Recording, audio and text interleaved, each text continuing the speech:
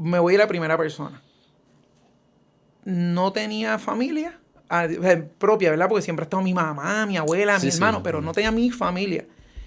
Y, bueno, yo llegué a registrar en la báscula 366 libras y quizás más. 366. 366 en la báscula. ¿Cuánto tú mides? 5'6". Claro, un 366 No, yo estaba big time. O sea, yo era the big guy. Entonces, What the fuck? pasan un par de cosas. Y entre ellas, o sea, son la suma de muchas variables. Te puedo decir, mira, en el 2016 resulta que tengo diabetes tipo 2. Con ese peso poco tenía. Hermano, controlé el azúcar, empezó a beber café negro sin azúcar y sin dañarlo con más nada. Por eso fue que te dije por eso tú me dijiste que el azúcar hace daño. Y yo ahí, que mamá, ahora pues, no tengo la historia. No, pero te la voy a dar in a good way. Pues el azúcar hace daño. ¿Por qué? Porque el día que dejo de consumir café con azúcar, empiezo a bajar sin dieta y sin ejercicios ni nada.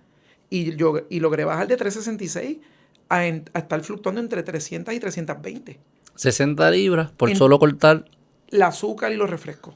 Y bajar la bebida. De las bebidas, de lo que tomaba, líquido puro. En los líquidos, exactamente, porque no dejé de comer porquería. O sea, tú primero dijiste, ok, yo voy a atacar lo primero, que son los líquidos. Bueno, y se perdiste 60 libras. Y lo hice porque me dijeron que tenía diabetes, no hice porque estaba buscando rebajar, no tenía conciencia.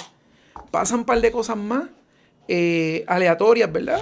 Entre ellas, que un día veo a una amiga que quiero un montón, que es amiga de mi esposa y de la familia, que nos invitó al cumpleaños de su nena, y la veo delgada. Oye, ella no era obesa, pero la veo bien. Y yo le digo, ¿qué tú hiciste? Y me dice, conocí a esta doctora y me explicó lo que estaba haciendo. Y de momento yo veo que a mí me habían recetado ese medicamento. Y yo no lo cogí porque no me hacía falta, porque no iba a pagar el deducible. La cultura salubrista de rehabilitación versus prevención que hay en nuestra sociedad. Pues dije, wow. Y un día estoy hablando con alguien y empezamos a hablar de el tema de la ambición y la avaricia.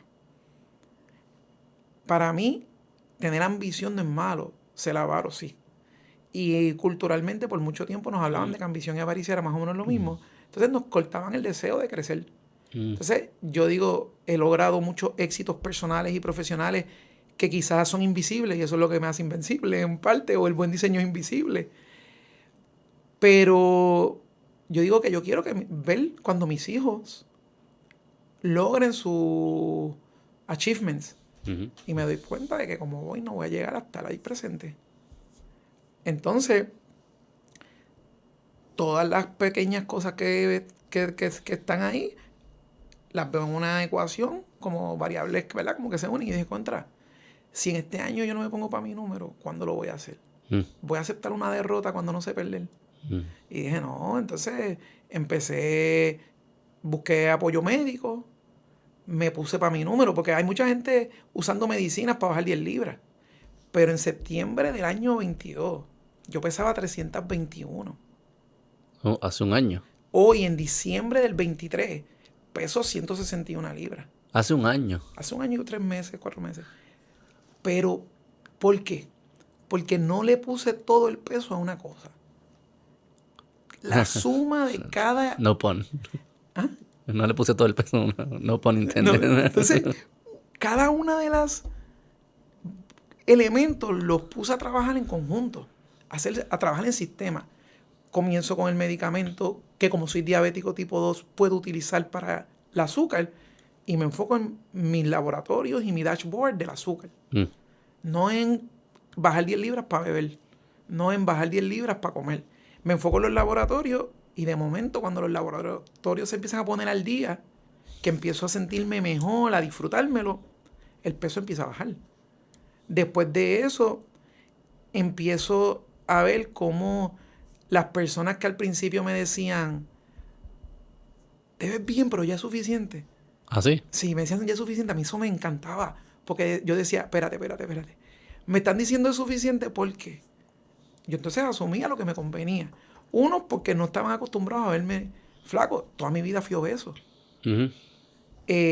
Dos, porque quizá estaba demostrándoles que el cambio era posible. Y tres, porque es imposible hasta que lo logras. Y cuando fui por ahí, mano, bajé de 320 a 300, check. bajé de 300 a 280, check. Cuando crucé las 200 libras, yo no lo podía creer. Cuando llego a 180 libras, y digo, wow, ahí empiezo a hacer el cambio. De digo, ok, ya es suficiente. Pero el cambio que he adoptado, he seguido bajando. ¿Y cómo carajo lo lograste? No, tengo dos preguntas. ¿Cómo llegaste a tener ese peso? O sea, ¿qué era? ¿Qué tú entiendes? O sea, Mira, porque una cosa es sobrepeso, pero lo que tú estabas era yo estaba obesidad. mórbido. Pues mira, yo pienso, ese consumerismo del que te hablaba ahorita, del empacar, que hay que aprender a empacar, hay que aprender a meditar, hay que aprender a pescar, hay que aprender a sembrar, esas cosas, yo no las sabía. Yo no tenía la paciencia o la madurez para entender que las cosas no eran de hoy para mañana. Todo tomaba tiempo. Y construir un cambio requiere paciencia. Uno tiene que ser paciente y disciplinado para uno poder reamaestrarse. Como, ¿verdad? Haciendo referencia a un libro de niños que siempre me gusta, El Principito. Como el zorro le dice al Principito de que lo va a esperar con ansias todos los días antes de que llegue, porque eso es amaestrarlo. Uno tiene que amaestrarse. Creo que no tenía esa madurez. Creo que me jactaba de poder gerenciar proyectitos, pero el proyecto de estar vivo no lo había...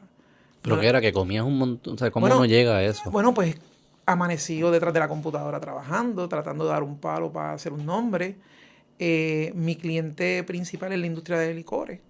Por lo tanto, había una sobreexposición a jangueo, a restaurantes. Okay. Tenía bar. Yo tenía una barra en Miramar antes que se llama La Unidad. Eso creo que está todavía. Todavía está, ahora sí. Corre, que era mi sueño. Ah, tú la tenías, era tuya. Okay, eso fue un proyecto de mi hermano, mi cuñado y yo. Ah, está chula. Eso, se ha hecho esa historia de esa barra, lo que significa... Tú no te imaginas, eso es para las preguntas de ahorita. Okay. Tenía un negocio en Santurce que vendíamos cereales con mantecado. Pals. Eso no lo conozco.